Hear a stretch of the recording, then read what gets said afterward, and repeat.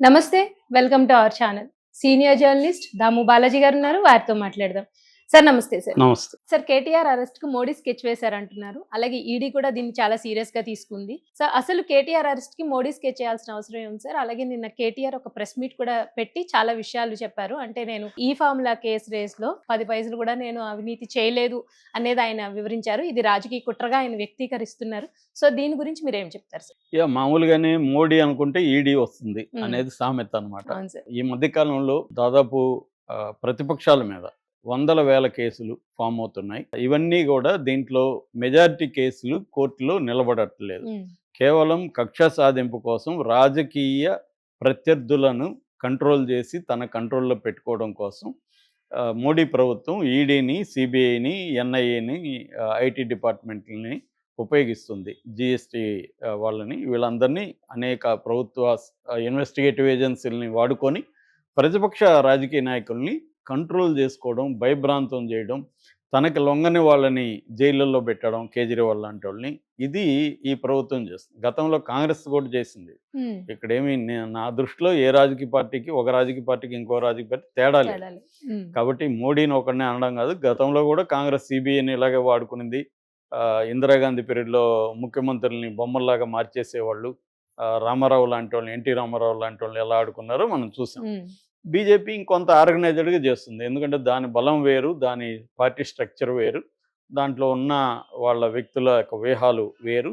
ఇప్పుడు ఉపయోగించుకున్న పద్ధతి మారింది. సో, ఆ రకంగా ఈడీ ఇప్పుడు కేటీఆర్ దీంట్లోకి ఎంటర్ అయింది. ఈ కేసును మనం కొంత ఇప్పుడు ఏం జరిగింది ఇటీవల డెవలప్‌మెంట్స్ చూస్తే బేసిక్‌గా 2022, 23కి సంబంధించి కేటీఆర్ ఫార్ములా ఈ రేస్ అంటారు. అంటే మామూలుగా ఎన ఇంధనం గాకుండా ఎలక్ట్రిక్ వెహికల్స్‌తో ఈ కారు ఫార్ములా రేస్ అనేది నడుస్తుంది. హ్మ్. ఇది ఇండియాలోనే ఫస్ట్ టైం హైదరాబాద్‌లో ఏర్పాటు చేశారు. దీనికి ఇంటర్నేషనల్‌గా కొన్ని సంస్థలు ఎంటర్ అయ్యాయి. గ్రీన్‌కో అనే ఒక సంస్థ కూడా స్పాన్సర్‌షిప్‌లోకి ఎంటర్ అయింది. ఇందులో ఫస్టు 200 కోట్లు ఖర్చు పెట్టారు. దీని పర్పస్ ఏంటి? ఈ రేసుల వల్ల పర్పస్ ఏంటి? నిజానికి జనాలకి మాకు కూడా అక్కడ చాలా ఇబ్బందయ్యేది. మా హ్మ్. ఇంటి దగ్గరలోనే ఉంటది ఆ హ్మ్. ట్రాక్. హ్మ్. సో, మేము కూడా తిట్టుకునేవాళ్ళం. వీడు పని పాట లేదు ఇక్కడ హ్మ్. చేస్తున్నారని. ఎందుకు చేశారంటే ఒక బ్రాండ్ ఇమేజ్‌ని పెంచడానికి. అది కరెక్టే. హ్మ్. ఇది ప్రపంచవ్యాప్తంగా పోటీ ఇది జరుగుతుంటది. ఎందుకంటే ఆ సిటీల బ్రాండ్ ఇమేజ్ అనేది పెరుగుతుంది. అవును సార్. అది ఆ రకంగా బీఆర్ఎస్ ప్రభుత్వం చేయడం తప్పేం కాదు. దాని తర్వాత నెక్స్ట్ చేయడానికి గ్రీన్‌కో వెనక్కెళ్ళిపోయింది.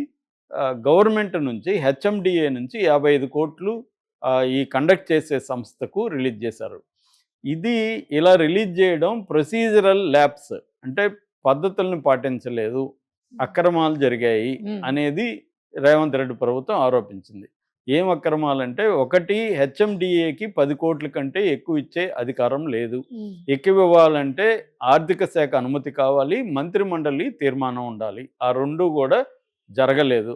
కాబట్టి అది ప్రాబ్లమ్. దానికి ఈయన పురపాలక శాఖ మంత్రిగా సంతకం చేశాడు కాబట్టి తను తప్పు. హ్మ్.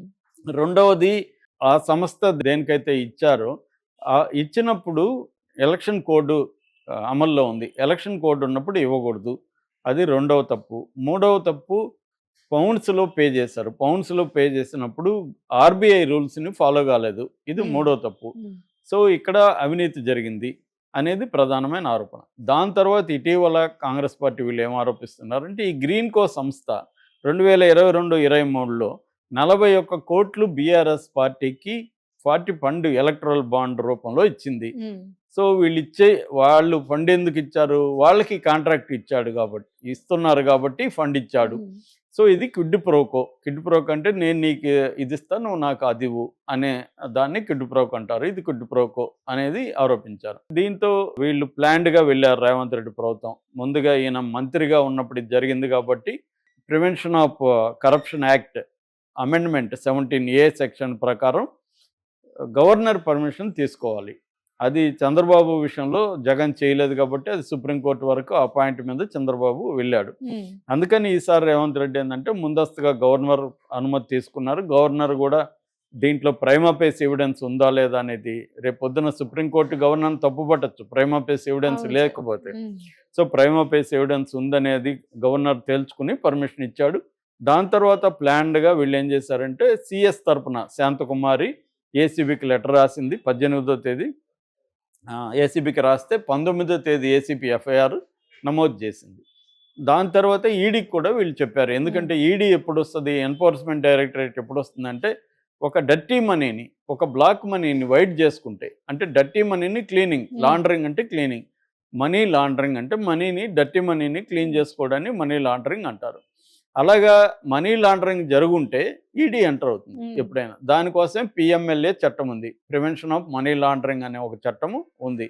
అంటే మనీ లాండరింగ్ను అరికట్టడం కోసం ఒక చట్టం ఏర్పడింది. సో ఆ చట్ట ప్రకారం వాళ్ళు ఎంటర్ అవ్వమని వీళ్ళు ఈడీకి కంప్లైంట్ చేశారు. సో ఈడీ కూడా రంగంలోకి దిగింది. సో ఈడీ దిగిందంటేనే వెనక మోడీ ఉన్నాడు అన్న ఒక వార్త కూడా వచ్చింది. సో ఇప్పుడు ఈడీ వీళ్ళు నోటీసులు ఇచ్చింది. ఈడీ 16వ తేదీ వెళ్ళాలి. ఈరోజు ఈడీ అరవింద్ కుమార్ అంటే హెచ్ఎండిఏ డైరెక్టర్ అనమాట. ఈయన ఉన్నప్పుడు అరవింద్ కుమారే ఫైల్ రెడీ చేయడం కానీ అన్ని చేసింది. కాబట్టి అరవింద్ కుమార్ని ఈరోజు రమ్మనింది. అలాగే దానికి సంబంధించిన ఇంజనీర్ ఆయన బిఎల్ఎన్ రెడ్డి, ఆయన్ని కూడా ఈరోజు విచారణకు పిలిచింది. వాళ్ళిద్దరూ ఈరోజు విచారణకు వెళ్తున్నారు. ఆల్రెడీ వాళ్ళని ఏసీబీ అరెస్ట్ చేశారు. ఇప్పుడు 16వ తేదీ కేటీఆర్ కూడా విచారణకు వెళ్లాల్సింది. అయితే రేపు ఏసీబీ విచారణకు మళ్ళీ నోటీసులు ఇచ్చింది. ఆల్రెడీ మొన్న నోటీసులు ఇస్తే కేటీఆర్ వెళ్తే వాళ్ళు లాయర్ లేకుండా మేము అలో చేయమంటే, లాయర్ లేకుండా ఉంటే నేను రానని మళ్ళీ వెళ్ళిపోయాడు. ఈ లోపల ఆయన ఇంట్లో సోదాలు జరిగాయి. మళ్ళీ నోటీసులు ఇచ్చారు. రేపు 9వ తేదీ రమ్మని నోటీసులు ఇచ్చారు. ఇది యువతల వైపు నుంచి. కేటీఆర్ వైపు నుంచి ఏం జరుగుతుందంటే, కేటీఆర్ దీని మీద క్వాష్ పిటిషన్, హైకోర్టులో ఈ కేసును కొట్టేయండి అని ఒక క్వాష్ పిటిషన్ వేశాడు. హైకోర్టు దీన్ని క్షుణ్ణంగా పరిశీలించి 35 పేజీల ఆర్డర్ ఇచ్చింది. ఈ 35 పేజీల్లో 45 అంశాలని హైకోర్టు పేర్కొనింది. అందులో మనం అన్నీ చెప్పలేం కాబట్టి ప్రధానమైనది ఏంటంటే, డిసెంబర్ 18న ఫిర్యాదు ఇచ్చారు, 19న ఏసీబీ కోర్టు నమోదు చేసింది. సో మీరేమో 20వ తేదీ క్వాష్ చేయమంటున్నారు. అంటే ఒక కంప్లైంట్ ఎఫ్ఐఆర్ మీ మీద నమోదైన మరుసటి రోజే మీరు వచ్చి కేసు కొట్టేయండి అంటే ఎట్లా సాధ్యం? అది వాళ్ళకి ఇది దీంట్లో ఏమీ లేవు, నా మీద ఏం ప్రూవ్ కాలేదు, నేను ఏమి తప్పు చేయలేదని మీరు అంటున్నారు. కానీ మీరు తప్పు చేశారు, ప్రొసీజర్ ల్యాప్స్ జరిగింది, ఇవన్నీ ఎఫ్ఐఆర్లో ఆరోపణలు ఉన్నాయి. సో వాళ్ళు ఏమడుగుతున్నారు? టైం అడుగుతున్నారు. నిన్న ఎఫ్ఐఆర్ చేస్తే ఈయన ఈరోజు కేసు కొట్టామంటే మేము ఎట్లా దర్యాప్తు చేయాలి కదా. మాకు కంప్లైంట్ వచ్చింది మొన్న, 18 కంప్లైంట్ వచ్చింది, 19 మేము కేసు పెట్టాము, 20వ తేదీ ఈయన వచ్చి కేసు కొట్టామంటే ఎలాగా అనేది పబ్లిక్ ప్రాసిక్యూటర్ కోర్టులో వాదించారు. కోర్టు ఆ వాదంతో ఏకీభవించింది. కాబట్టి మీరు ప్రతిసారి మేము ఎఫ్ఐఆర్ క్వాష్ అనేది సాధ్యం కాదు, దీంట్లో ప్రాథమిక ఆధారాలు అయితే ఉన్నాయి, అయితే మీరు చేశారా లేదనే జోలికి మేము వెళ్ళట్లేదు, అది వాళ్ళకి టైం ఇవ్వాలి, టైం ఇవ్వకుండా మేము క్వాష్ చేసామంటే క్వాష్ చేయడానికి కుదరదు అనేది ప్రధానంగా చెప్పింది. ఎందుకంటే హెచ్ఎండిఏ 10 కోట్ల కంటే ఎక్కువ ఉంటే, నేను ఇందాక చెప్పినట్టుగా ఆర్థిక శాఖ అనుమతి కావాలి, తర్వాత మంత్రిమండలి క్యాబినెట్ ఆమోదం కావాలి, అవన్నీ లేవు అనేది వాళ్ళు చెప్తున్నారు. మిగిలిన రోజులు ఎంత ఉంది, మీరు అక్రమాలు చేశారా, డబ్బులు మీరేమన్నా దుర్వినియోగం చేసి, ఇవన్నీ తేలడానికి వాళ్ళకి టైం కావాలి. టైం ఇవ్వకుండా కేసుని ఇప్పుడు కొట్టేయమంటే కొట్టలేమనేది క్లియర్గా హైకోర్టు చెప్పేసింది. ఇప్పుడు కేటీఆర్ ముందు 2 ఉన్నాయి. ఒకటి పై కోర్టుకి వెళ్ళాలి, సుప్రీంకోర్టులో మళ్ళీ ఈయన క్వాష్ పిటిషన్ వేస్తున్నాడు. హైకోర్టు ఆదేశాలని రద్దు చేయమని సుప్రీంకోర్టుకి వెళ్తున్నాడు, ఈ కేసును కొట్టేయమని సుప్రీంకోర్టుకి వెళ్తున్నాడు కేటీఆర్. రెండోది ప్రజాకోర్టులో అంటే నిన్న ప్రెస్ మీట్ పెట్టి ఇంకా తీవ్రమైన ఆరోపణలు చేశాడు.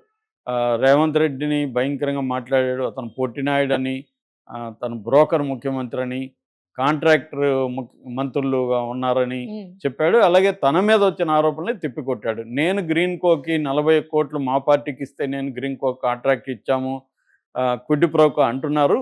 మరి మేఘా కృష్ణారెడ్డి, మేఘా ఇంజనీరింగ్ ఎవరైతే ఉన్నారో వాళ్ళకి ఇదే రేవంత్ రెడ్డి గతంలో ఆరోపణలు చేశారు. వాళ్ళేమో కాంగ్రెస్ పార్టీకి 100 కోట్లు ఫండ్ ఇచ్చారు. పండించిన దానికోసమే మేఘాకి 4600 కోట్లు కొడంగల్ లిఫ్ట్ ఇరిగేషన్ కాంట్రాక్ట్ ఇచ్చారు. అట్లాగే మల్లన్న సాగర్ కూడా 4 కోట్ల కాంట్రాక్ట్ ఇవ్వబోతున్నట్టుగా నాకు ఇన్ఫర్మేషన్ ఉంది. మరి అది క్విడ్ ప్రోకో కాదా? ఇది క్విడ్ ప్రోకో అయితే, అట్లాగే ఇదే సంస్థ గ్రీన్ కో సంస్థ మాకే కాదు కాంగ్రెస్కి కూడా 21 కోట్లు ఇచ్చింది, బీజేపీకి కూడా ఇచ్చింది. అట్లాగే కాంగ్రెస్ పార్టీకి దేశవ్యాప్తంగా 340 కంపెనీలు దాదాపు 1350 కోట్లు ఇచ్చారు. మరి అవన్నీ కూడా క్విడ్ ప్రోకేనా అన్న ప్రశ్నలు ఆయన లేవనెత్తాడు. అవన్నీ రాజకీయంగా మంచి ప్రశ్నలే. అట్లాగే ఆయన ఇంకొకటి ఏం చెప్తున్నాడు, ఈ దుర్మార్గులు నా మీద పెట్టిన కేసుల్ని నేను లీగల్గానే ఫైట్ చేస్తాను, లీగల్గా వెళ్ళే హక్కు నాకుంది. జస్ట్ క్వాష్ పిటిషన్ హైకోర్టు కొట్టేస్తే నాకేదో ఉరిశిక్ష పడినట్టుగా వీళ్ళు పండగలు చేసుకుంటున్నారు, మాట్లాడుతున్నారు. ఒక కాంట్రాక్టర్ మంత్రి అయితే నేను తప్పు చేసేసినట్టు ఆయనే తీర్పిచ్చి ఆయనే శిక్ష కూడా వేసేస్తున్నాడు. నాకు తీర్పులు కానీ ఇవన్నీ జరిగేది మీ దగ్గర కాదు, మంత్రిమండలిలో కాదు, కోర్టులో జరగాలి. నేను కోర్టులో లీగల్గా చూసుకుంటున్నాను. తప్పు చేయని వాడికి, నిజాయితీ పరుడికి ధైర్యం ఉంటుంది. ఆ ధైర్యం నాకుంది. నేను పౌరుషం గల తెలంగాణ బిడ్డని, నేను పోరాడతాను అనేది చెప్పాడు. మంచిదే. ఇప్పుడు ఆయన చెప్పిన దాంట్లో ఏమీ వ్యతిరేకించాల్సిన అంశాలు ఏమీ లేవు. అట్లాగే మీడియాకు కూడా ఆయన అప్పీల్ చేశారు. ఎవరు చెప్పగానే నేను దోషులాగా మీరు తీర్పిచ్చేస్తున్నారు, అది ఇవ్వకండి, కోర్టు ఇవ్వాలని. కరెక్టే, ఇవన్నీ కరెక్టే. ఇప్పుడు అదేదో అంటారు, ఓడిపోయినప్పుడు డెమోక్రసీ గుర్తు వస్తుంది, గెలిచినప్పుడేమో అధికారం గుర్తు వస్తుందని.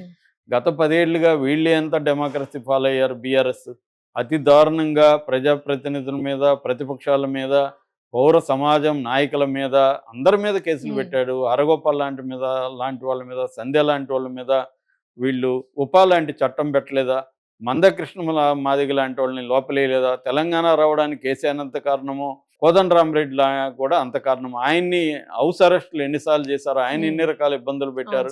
చివరికి ధర్నా చేసుకునే స్వాతంత్రం వీళ్ళు చెప్తున్న వలస పాలకులు అయిన ఆంధ్ర పాలకుల్లో కూడా బ్యాన్ చేయలేదు. వీళ్ళు వచ్చి బ్యాన్ చేస్తే చివరికి హైకోర్టు ఇన్వాల్వ్ అవ్వడం వల్ల ధర్నా చౌక్ నిలబడింది. అలాగే అనేక రకమైన అప్రజాస్వామిక చర్యలకి బీఆర్ఎస్ ప్రభుత్వం పాల్పడలేదా, అప్పుడు డెమోక్రసీ గుర్తు రాలేదా అనేది కేసీఆర్కి అడగాల్సిన ప్రశ్నలు. సో అవన్నీ మీరు చేస్తుంటే ఇవాళ నువ్వు అడిగే హక్కు నీకుంటుంది. నువ్వు అధికారంలో ఉన్నప్పుడు మాత్రం ప్రత్యర్థులకు అవేవి లేవు, ఇవాళ మాత్రం నాకు అవన్నీ రావాలంటే ఎలా ఉంటుంది? సో అధికారంలో ఉన్నప్పుడే ఎవరిదైనా కూడా అసలు స్వరూపం తెలిసేది. ప్రతిపక్షంలో ఉన్నప్పుడు డెమోక్రసీ అందరికీ గుర్తొస్తుంది. అందరూ నేను నేను తప్పు చేయలేదు, నాకు న్యాయం చేయాలండి, నేను కోర్టులో పోరాడుతాను. అప్పుడు కూడా అలాగే ఉంటుంది కదా. రేవంత్ రెడ్డిని బిడ్డ పెళ్లికి కూడా రానియకుండా మీరు ట్రై చేశారు కదా. చివరికి కోర్టు అనుమతితో గంట పాటు ఆయన వచ్చారు, అప్పుడు వేధించలేదా? సో ఇదే జరుగుతుంది. ఎవరు ఫ్రాయిడ్ అన్నట్టుగా చరిత్ర నుంచి ఎవరు నేర్చుకోరు. మళ్ళీ వీళ్ళు అధికారంలోకి వస్తే మళ్ళీ రేవంత్ రెడ్డి పార్టీని వీళ్ళు అలాగే చేస్తారు. రేవంత్ రెడ్డి కూడా తనకు ఇలా జరిగింది కదా, మనం ఇలా కక్ష తీర్చుకోవచ్చా అనేది ఆయనకి ఉండదు, ఆయన తీర్చుకోవడానికి ట్రై చేస్తారు.